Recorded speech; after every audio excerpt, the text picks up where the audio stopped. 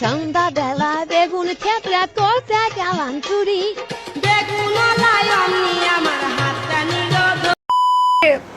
কাম down করার চেষ্টা করতেছিলাম কিন্তু আহা, লায়লা দাদি কত সুন্দর অভিনয় করে রে। অভিনয়ের জন্য লায়লা দাদি সেরা রে। আমার জীবনের অনেক বড় একটা অধ্যায় হচ্ছে লেলা।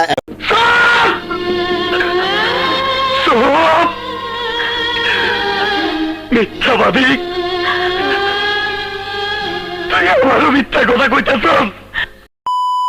ওই আমার নাম প্রিন্স মামুন, কত মেয়ের মনে যে লাগে মাগুন, তার মধ্যে একজন লায়লা। আমার প্রেমে পড়ে লায়লা জীবন পুরো কয়লা।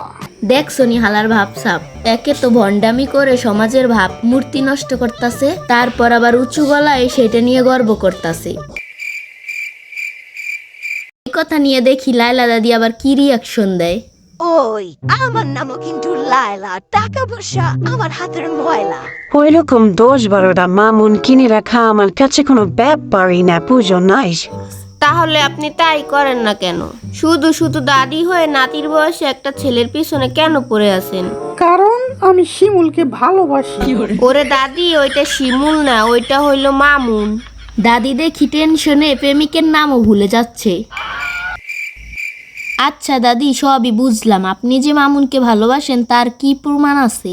এবং একজন তাকে লাইকিতে অনেক উঁচু পর্যায়ে নিয়ে গেছে। সে একটা টোকাই ছিল, একটা বস্তি ছিল, একটা যাই ছিল সে লাইকি করতো, সেই লাইকির স্টেজ থেকে নিয়ে তাকে অনেক উঁচু পর্যায়ে নিয়ে গেছে। উই মা, কে সেটা? আমি ও আচ্ছা আচ্ছা। কিন্তু দাদি, এসব করে আপনার কি লাভ হলো? মামুন তো আপনার মান সম্মান প্রাইভেসি সব শেষ করে দিছে। ঝগড়াঝাটি সব হাজবেন্ড ওয়াইফের মধ্যে হয়। সে যে লাইফ করছিল সেটাও আমি কিন্তু বুঝতেই পারিনি। এটাতে আমার যে কি পরিমাণ সম্মানহানি হয়েছে বা ক্ষমা। অর্ডার অর্ডার অর্ডার, সবাই চুপ করো। তো মামুন ভাই, আপনার কাছে জানতে চাই, আপনি কেন লায়লার সব প্রাইভেসি মান সম্মান শেষ করে দিলেন? একটা ছেলে কতটা অসহায় হইতে পারে ভাই, কতটা অসহায় হইতে পারে আমি বুঝাইতে পারবো না। আমি একটা দুইটা মামলা না, 5টা মামলা করছে এই মহিলা আমার নামে। এই বজ্জাত মহিলা আমার নামে 5টা মামলা করছে। 5টা মামলা করে আমার যেমনে মন চায় সেমনে নাচতেছে। ও আচ্ছা, এই কথা। আপনার আগে এইসব কথা মনে ছিল না? জেনে বুঝে কেন আপনি আপনার মায়ের থেকেও বড় দাদির প্রেমে পড়লেন? ও কোচির কাছে গেছে, আমি তো যাইনি বয়স্ক মানুষের কাছে। ভুল যেহেতু করছি, আমি আমার লাইফে যেহেতু ভুল করছি, ভুলের মাসুল তো দিতে হবে। সেই ভুলের মাসুল হিসাবে আমি জেলখানাটাকে মানে মাইনা নিছি। আমি থাক, ও একটু ভাইরাল হোক, ছোট্ট একটা বয়স, এখন তো ভুল করবোই, আমি তো ভুল করতেছি।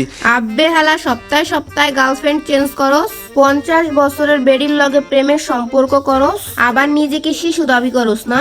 বলি কি শিশু, মায়ের চেড়ে করে দিবি হিসু। শালা, তোদের মতো 2-4টা দুশ্চরিত্রের জন্য সমাজের ইমেজ খারাপ হচ্ছে। তাই বলি কি, সময় থাকতে ভালো হয়ে যা। দেখছেন, আমি বলতেছিলাম যে মা তোমরা ঘরে যাও, কিছু হয় নাই। ওদেরকে কাম ডাউন করার চেষ্টা করতেছিলাম কিন্তু জানোয়ারের মতো আচরণ করতেছিল, সেটা তাও লাইভে। তাহলে আপনারা চিন্তা করেন যে আরে বুইরা বিড়ি চুপ কর। বাহ বাহ, দাদি দেখি ভালোই নাটক করতে পারে। আহা, লায়লা দাদি কত সুন্দর অভিনয় করে রে। অভিনয়ের জন্য লায়লা দাদি সেরা রে। বলি কি দাদি, তোমাদের এইসব নাটক পাবলিক এখন খায় না। তুমি বুইরা বেডি, বয়স তোমার 50।